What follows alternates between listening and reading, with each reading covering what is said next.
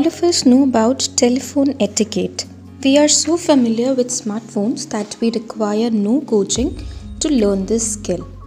Still, there are some points that we need to learn because no one taught us what actually telephone etiquette are. क्या कभी आप public place पर phone पर बात करते हैं? अब ये कैसा सवाल हुआ? ऑफ कोर्स करते हैं. Let me rephrase the question.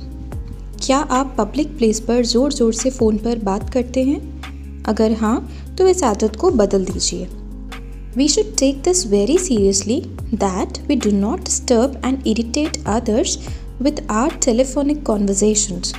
There is no need to speak loudly on the phone because this annoys other listeners. और आपकी बातचीत दूसरों को सुनने की ज़रूरत नहीं है. इसके लिए ज़रूरी है कि आप धीरे और एकांत में जाकर ही बात करें.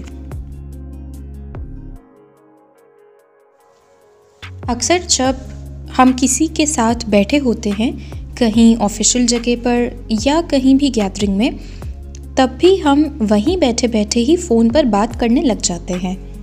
तो अब से हमेशा ध्यान रखें कि आप साइड में या एक अलग जगह पर जाकर ही फ़ोन यूज़ करें. This revolution of smartphone has changed our lives so much that we don't realize that we are badly addicted towards it. Even when we are with our friends, family or neighbors, we are more inclined towards our smartphone, and that too for more than 10 minutes. Even this looks bad because our friends and family members feel neglected and unimportant because we give whole attention to our phones and other gadgets. एक चीज़ और होती है हमारा response time.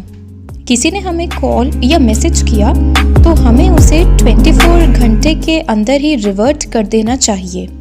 आप busy हो गए, call miss हो गया, ठीक है, हो जाता है, लेकिन उसके बाद आपको कॉल बैक ज़रूर करना चाहिए. सबका वक्त कीमती है. किसी ने आपको अप्रोच किया तो आपको उसे जवाब देना ही चाहिए.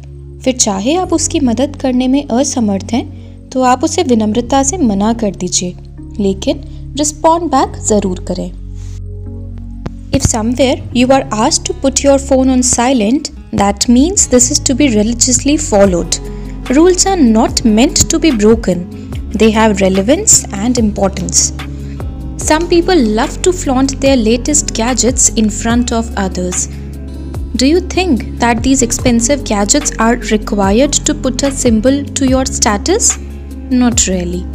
But this flaunting can put a big question mark on your etiquette. Telephone etiquette also suggests us to wait for the response time from the other person. After calling a person, if he does not answer the call instantly, we should wait for his call back instead of calling up again and again. Maybe the person is busy or he is driving.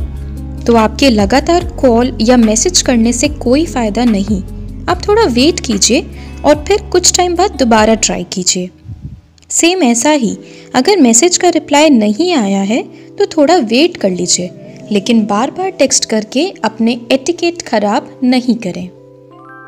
Telephone etiquette केवल कैसे बात करना है सिर्फ यही नहीं बताता, इसके अलावा भी हमें बहुत कुछ सिखाता है जो कहीं ना कहीं हमारी तहजीब को दर्शाता है.